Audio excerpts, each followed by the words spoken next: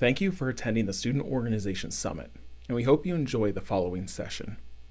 If you're viewing this workshop after the live premiere, make sure to visit our YouTube channel or official website to see an archive of all past discussions and workshops. And now, on to your presentation.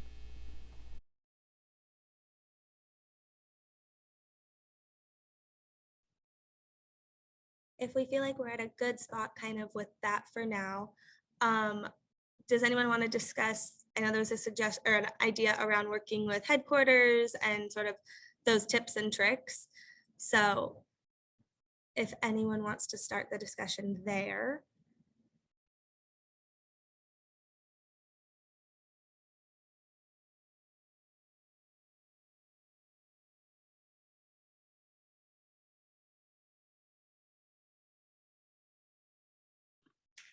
I will say I don't have too much experience, but I think what I've learned this fall was we had a lot of conduct stuff come up. I'm still fairly new in my position. I started in the fall of 2020, was virtual for all of last year. So headquarters relationships was not necessarily on my mind until it was necessary. And so I think that was just in hindsight. I wish I had sort of made the rounds and done at least the connection with headquarters folks before we needed to have some difficult conversations with them, just to have the name and face when things do come up. So I did that with the orgs who we did not get to know their headquarters through conduct this fall. I did that towards the end of this term, and they were super receptive to just like a quick chat introduction, understand both of our perspectives and where we can support each other. So I think that would be my biggest tip, was I wish I had done that earlier, because it would have been helpful when things came up.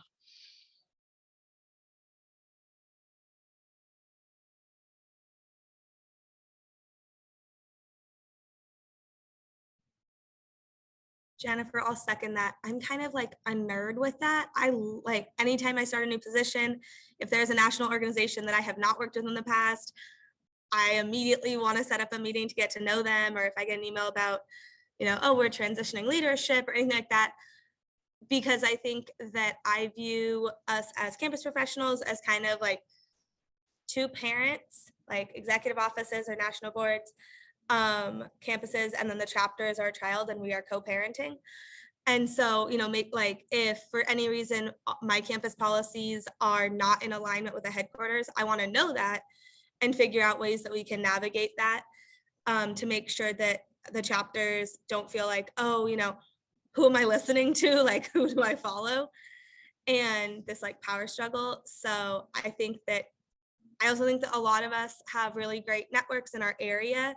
I'll pick on California because I know that a lot of us are in the same chat, but we have like a California FSL group chat on GroupMe. And, a lot of times it'll be like, hey, I'm, trying to get in contact with this headquarters. Does anybody know anybody? And between all of us, there's normally somebody who worked for that headquarters or knows somebody at that headquarters, or, went to grad school with somebody at that headquarters, and we're able to make those connections. And I think that personal connection has been helpful with just, I had a chapter tell me they could recruit people from community college. I was like, that's different than what your headquarters has told me. Like, let's investigate that deeper, versus, oh, by the way, you recruited a pledge class of all community college students who are not matriculating at your home institution, and kind of create that relationship. So if you don't know somebody from the headquarters, reach out or ask a friend. They might know somebody.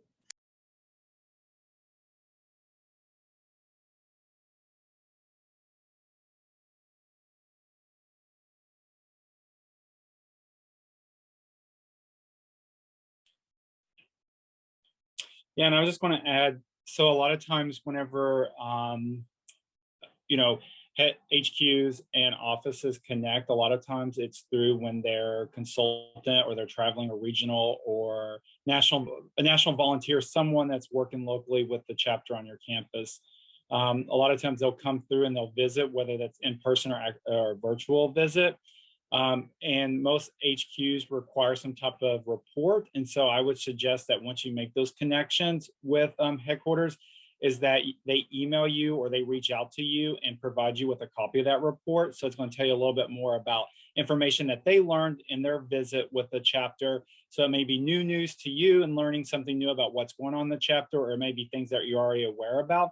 But it's just good to ask and request a lot of those reports, because that's just a better way for you all to connect and see what's going on within the chapter, to make sure that either things are lining up and some of the concerns, you all have similar concerns, or there might be new concerns you as a campus-based professional may be learning from that consultant. So it's always good to ask for those reports, and they should be able to send those to you so that you can review those.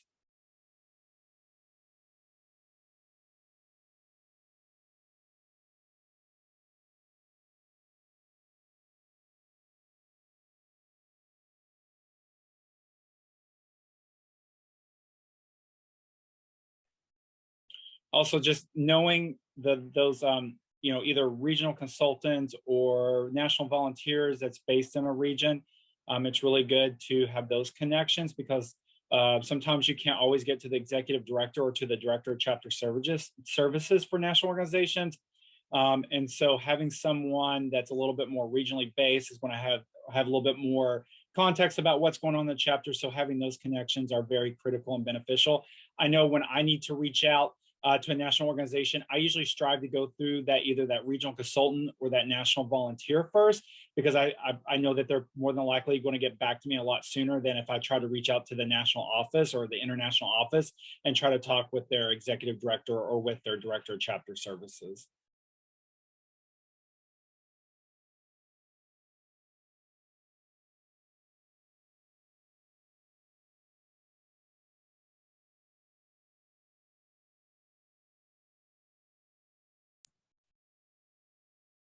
And I think, Chris, that's a really good point, that sometimes the regional leadership and regional volunteers have a better pulse on the chapter, or even like the goals of the local area.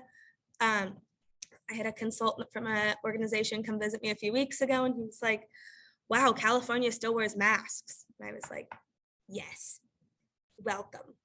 You have to have it on, or you will get a very strict conversation with our dean of students. And whereas like other, advisors or house club members, or, kind of, they're in the area, they know, but those are always fun conversations. If we're at a good point with headquarters, I know we're at almost like our halfway point for our time together. If anyone wants to discuss collaborations, either really great cross-council collaborations you have, or ones that are in the works maybe.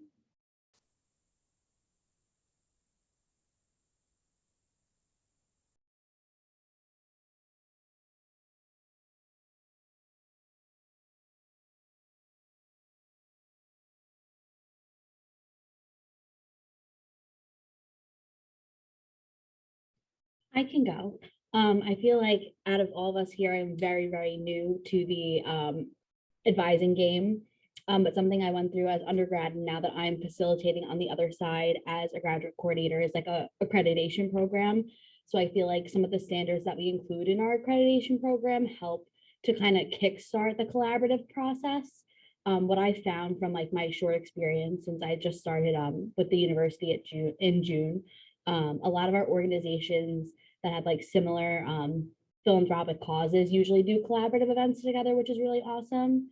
That's what I've seen so far. I know some of our organizations usually only like collaborate with each other. So I know that like there's some stuff in the works like on our end that we're trying to do to get like similar organizations to branch out instead of just collaborating together as they always do, like including or other organizations, or finding a way to make their event bigger to be like more collaborative with the entire community.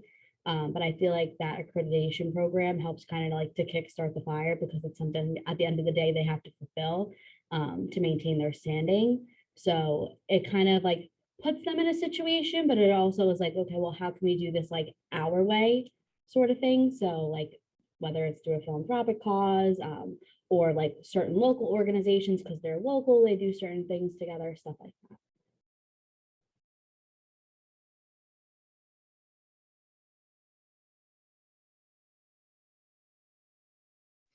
Yeah, I think for at least for Laverne, what I've noticed is at least for like some of our major programming events, there's a little bit more of collaboration amongst councils than there is amongst individual organizations. I think amongst individual organizations, they're looking more at like socials than they are at some of like our more like informational events. I think for the spring, at least for us within councils, the collaboration that I see is between IFC and Panhellenic and planning our Greek conference, which sometimes we've had for a day long on the weekend, or during the pandemic, we went the online route for a week. We didn't want folks sitting in front of a screen for an entire day. Or even for like some of our like Greek graduations and events like that. But yeah, I think for me, I would really just want to see more collaboration amongst organizations for more of our like informational or philanthropic events.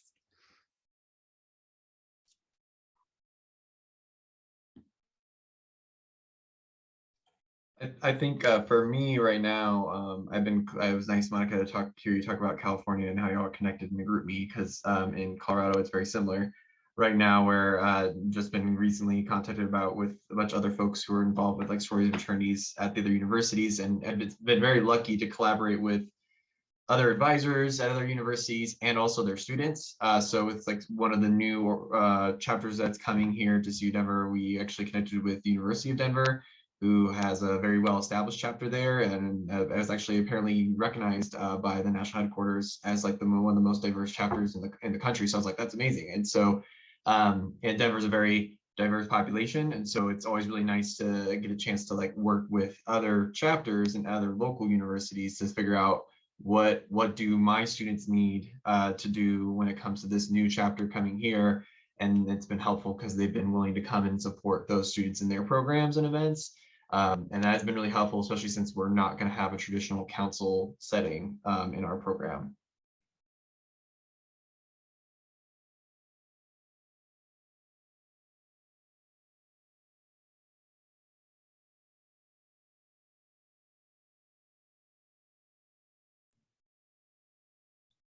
I can share with collaboration.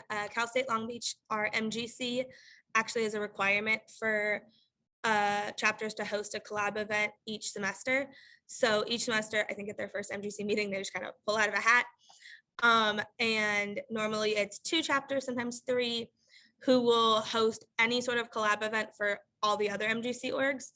So it's been anything from like a beach bonfire. We have a bowling alley on campus, so like a bowling night, pizza. A lot of times they'll try to do it based around other orgs' food fundraisers. So I don't know about everybody else, but Long Beach does a lot of food fundraisers. And so like, oh, Deli News Pizza, like LTA is hosting a pizza fundraiser. So our collab event is going to their pizza fundraiser. So that has been a way that they've sort of forced collaboration or forced friendship, but it does work. And I think the point, I forgot now, may have been Sabrina, who mentioned like similar orgs and philanthropies. I'm on a campus with a Tri Delta, a TEAC, and a Lambda Theta Alpha. All of them support St. Jude Children's Research Hospital. I am a Tri Delta. It is my mission in life for them to host an event together versus 3 separate ones. Same with our ZTA and our Sigma Lambda Gamma. Susan G. Komen is a wonderful foundation. We don't need to do 3 different walks. Like if we could and have only a few people show up, like let's do one big one and really bring them together. So I think that I am always preaching that to my students, and someday I will see my dreams come true. They will come together, because I'm sure all of our campuses have this, but my chapters complain that they're too overprogrammed and it's too hard to plan an event. And I'm like, you have so many more friends who could help you. Like, make new friends, build your horizons. So I think that just pushing that a lot and really like kind of engaging with that. If we're feeling good on council collaboration, I kind of wanted to throw an idea out to the group to see if we want to talk about it. With like campus to campus collaboration, specifically around like guest speakers. So on, I see Sabrina's face, yes. I don't know if all of us have booked speakers, but they're a pretty penny, and they a lot like deserve it. You know, they're doing a really great service. But I think that, for instance, like my office for Fraternity and Sorority Life at Long Beach, I don't have a budget. So anything I want to do comes out of my councils. So I basically have to ask them to vote to host events that I have to require of them. And some, you know, our IFC and Panhellenic maybe can afford those things. Some of our smaller councils or smaller chapters just can't. So I know in the past, actually when I was at UC Riverside, we brought Michelle Gobadia, and she actually was speaking at UC Irvine, and we were able to work with Irvine so that we were paying less, but like both of us were paying less because she was flying to California. And once she gets from campus, she's in North Carolina, to California, it's not as much travel, you're not paying as much travel. So I would say that that's a suggestion I have when it comes to like collaborating with councils or with campuses nearby you. If you are in office maybe of one and you're trying to work with others, like reach out, see who other campuses are bringing, because you may be able to collaborate with them and save a little bit of money, especially a lot of our speakers come from the East Coast. So bringing them to California is like a 3-day adventure. They fly in the day before, they speak on the next day, and then they fly out the day after. So that's a 3-day hotel stay and all of that. So I don't know if anybody's had success doing it, but I know a lot of people are talking about being in new positions or transitioning, maybe being an office of one. So that's something I have done and think is helpful.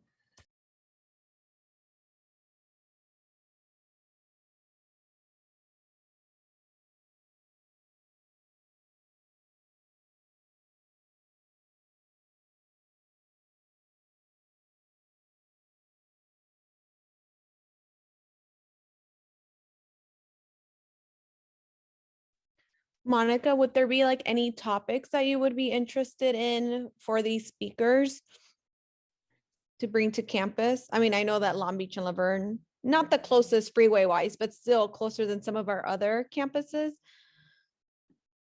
So this year, my IFC will actually be bringing Dan Fail in February. I luck out. Dan Fail is an LA-based speaker, so he just has to manage freeway traffic to get to me.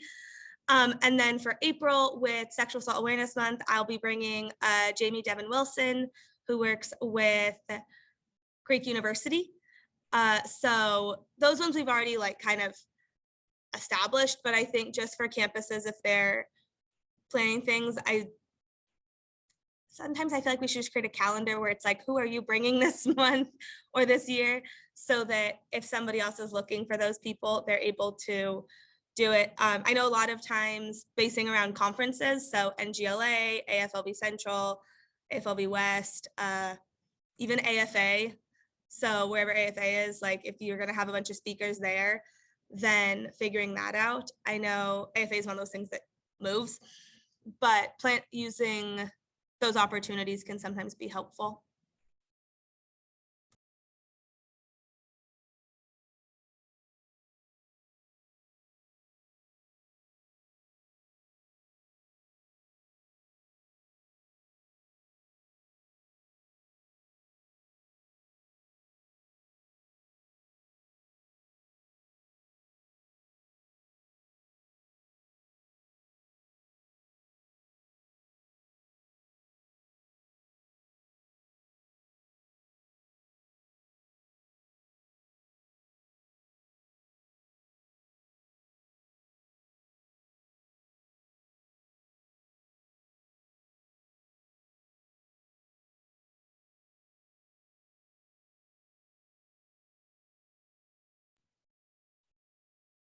Any other topics that individuals want to discuss? I'm kind of curious where we all are for spring, if you all know like what percentage your campuses are going to be back in person, or in-person classes. You can unmute, you can drop in the chat, but I think that's something that plays into everything we're talking about of collaboration, connection. Long Beach says we will be at 93% of in-person, but I think we're not going to know until second or third week of classes. But I don't know if other people are in different areas.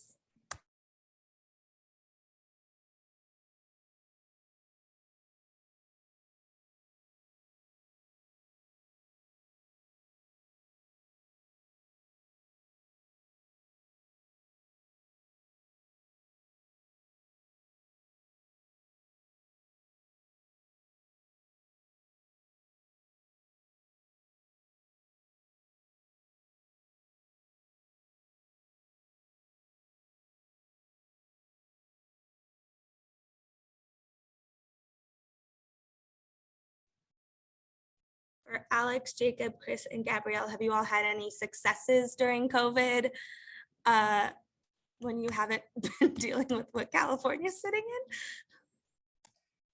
Yeah, so we're in Southeast Tennessee, which is a little bit different environment than California. And so we've actually been in person the whole time in the heat of COVID. So fall 2020 into spring 21, we had some pretty significant restrictions with all campus events as a whole.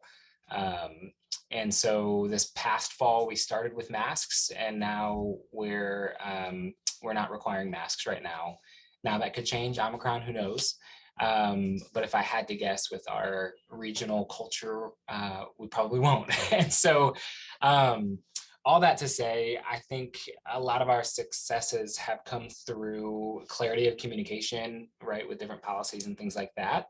And honestly, COVID helped us streamline and kind of create a clearinghouse for not just our FSL sort of activities and events, but events and activities across the board. And so our Greek Lab organizations carry a lot of the weight for a lot of our campus events. And so it did help us more strategically collaborate together for some of those things. And so I see that it was a struggle. There was a lot of suffering in the midst of it, but I see that as a success and trying to see some of the positives in the midst of that too. So as we move forward, that's also helped us learn in terms of the tools that we provide for club leaders in planning and executing events too.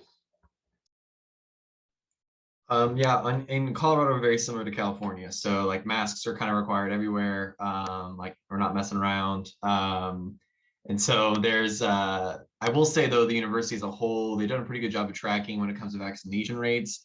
And so when it comes to faculty, staff, and students, it's all above 90% fully vaccinated. So that's been pretty helpful to make sure that people feel just a little bit more protected through that experience.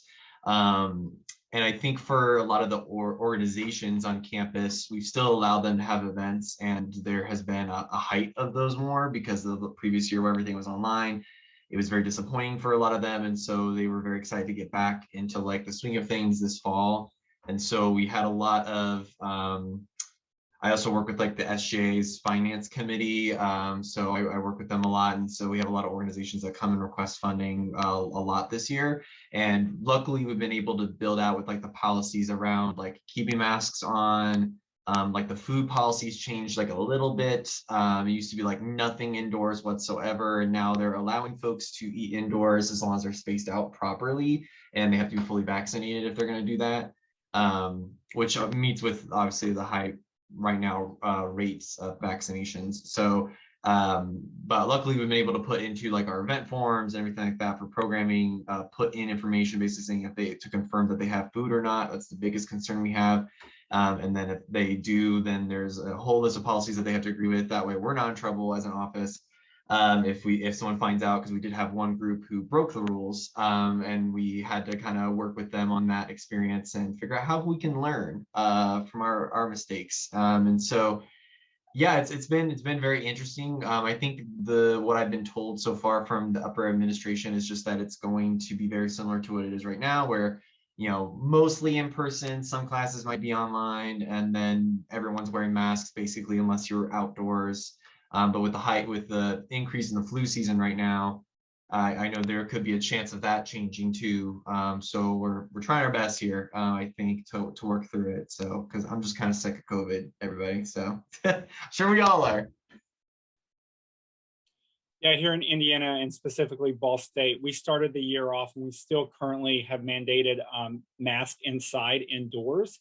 And so when we got notification that all of our academic halls and also like a lot of our student spaces or any space on campus would require masks, we thought we would see a push for more FSL events off campus at different venues, either across the city or at fraternity facilities. But actually, we're, previous to years of before COVID-19, we're still seeing kind of groups doing stuff off campus, but still seeing a lot of on-campus events and on-campus event space being booked. And so we thought that having masks and requiring masks would be a big deterrent for a lot of our groups. But we're actually starting to see that it wasn't, and that they're abiding by those mandates. And yeah, we have our occasional students that we have to, still, say, hey, if you're coming into this space, you need to have a mask. There's some over there. But we also try to provide masks at different events and different initiatives that we've got going on within our office, within student life, or on campus. And so, yeah, we hypothesized, we thought that there would be a lot more push for student events being off campus or not being registered on campus, but we're still seeing a lot of groups are preferring to have events and stuff on campus, even with a mask mandate.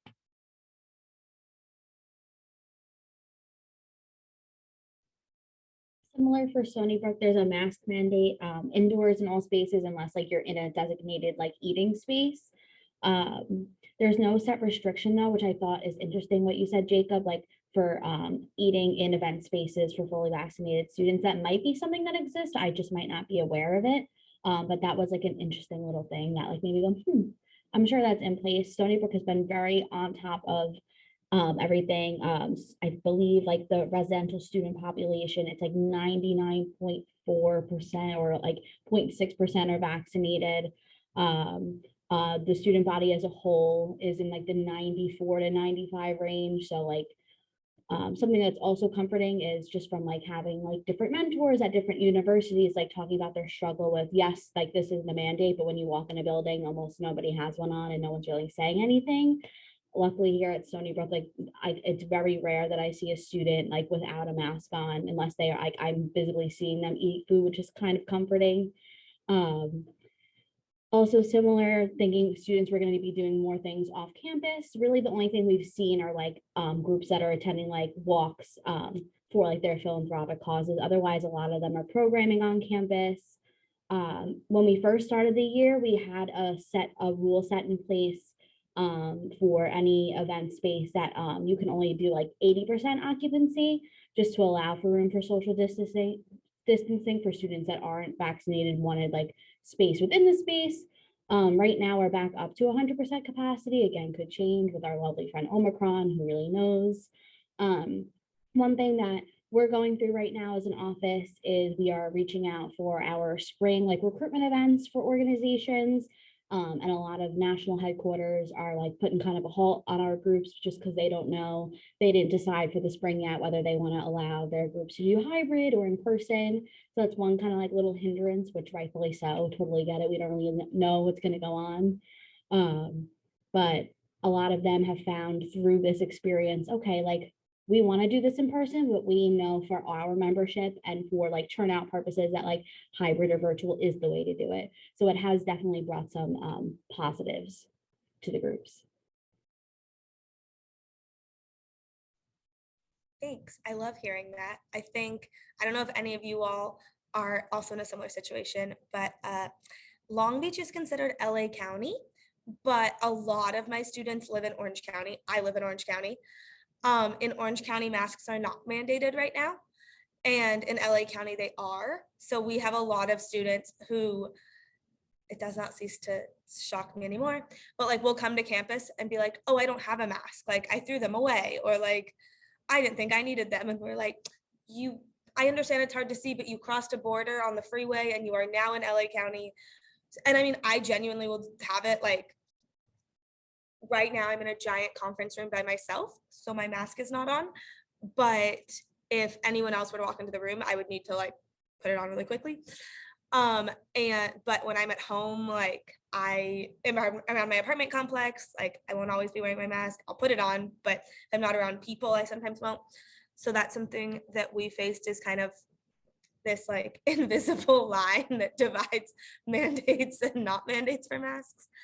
And actually our orgs, specifically our IFC fraternities, choosing to host their events in Orange County to kind of get away with that. So they'll host their pref events, their formal event, different things like that in Orange County, so that they are not lying, they are following the policies of the location that they are hosting at, but they are traveling to a different county that has different policies. Yeah, we had some pretty significant things like that pop up last fall, particularly with formals and things like that with some of our Greek club events and such. And so what we ended up doing is actually in the summer leading into the fall semester, we crafted an overall COVID policy for all student-led clubs and organizations. And in that, we even outlined specifically that, hey, even if you're off campus and if it's an official club function, then you will be required to still follow these regardless, essentially, of any external policies. And so we had a handful of investigations that we had to go into with masks and unmasking and things like that for disciplinary processes. But we were able to hold on to that policy that we had written saying, if it's an official club function, and then here's kind of what qualifies as an official club function. And so that was kind of our mechanism for saying, hey, even if you're somewhere that doesn't require masks, we are still going to require that as students. So hard to enforce though. So.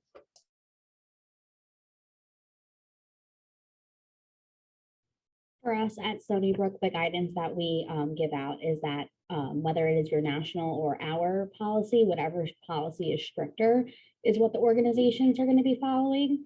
And as far as off-campus representation, if you're looking to use any sort of, it like all falls under like the guidance. So like if they're looking to use any funding allocated by the university, or they are representing their chapter and their chapter is representing our university, they are to follow Stony Brook guidance over their national guidance, depending on whatever is stricter. Usually it is Stony Brook or it's exactly in line, but whatever is stricter is what they follow. So the mask mandate like would fall into their off-campus events as well.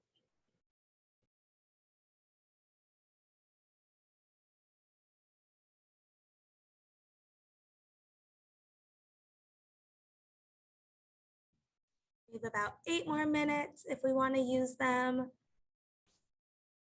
Any final thoughts, questions, comments, fun weekend plans? Monica, I just want to mention real quick about like professional development as well as like resources and support. So I'm actually the Fraternity Sorority Life Knowledge Community Chair in NASPA. And so I encourage you all to look at NASPA as a way of finding support and resources. I know many of you may have multiple hats within your role and maybe choose not to be part of AFA because you do more than just Fraternity Sorority Life advising. But I encourage you, if you're part of NASPA and you want to check out the FSKC page on Facebook, please do so. There's a lot of resources on there. The Region 6 is actually Trace Camacho at Long Beach. And so I have the honor of working with him. And so please check out NASPA and check out the FSKC page, the Fraternity Sorority Life Knowledge Community page in NASPA. There are great resources. A lot of regions will do different programming. So for those who are in Region 6, Trace is probably doing some programming out there for you all. I know I try my best for Region 4 East to provide some type of resource and or topic or presentation around a certain issue that's affecting Fraternity Sorority Life advisors within our region. So be on the lookout for those resources and that support.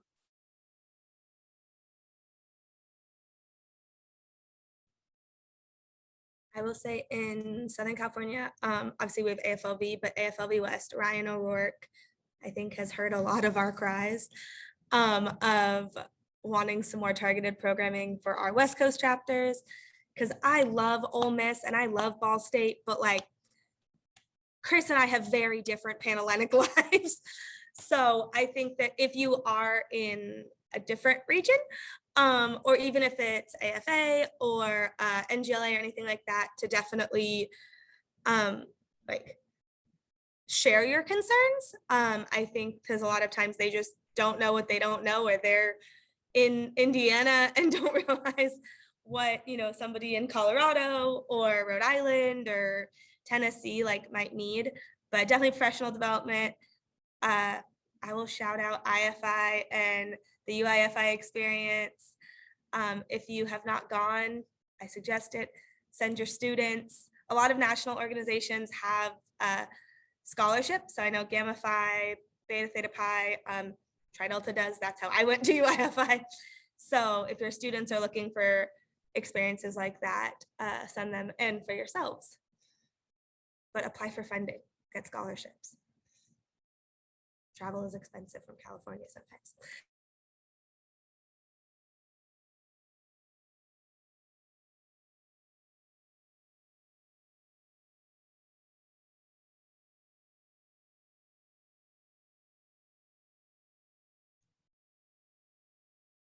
Awesome. Well, I want to respect everyone's time. Thank you so much for logging on and participating today. It was great to meet you and see you, some familiar faces. And I can stay on for like an extra second if anybody has any final questions. But have a great weekend. Have a great holiday season. If you live somewhere where it snows, stay warm. Thanks, Monica. Bye. I'll see you later. Thank you, Monica. Bye. Thank you for watching this presentation. To see other presentations, workshops, and discussions, feel free to utilize our YouTube channel or official website.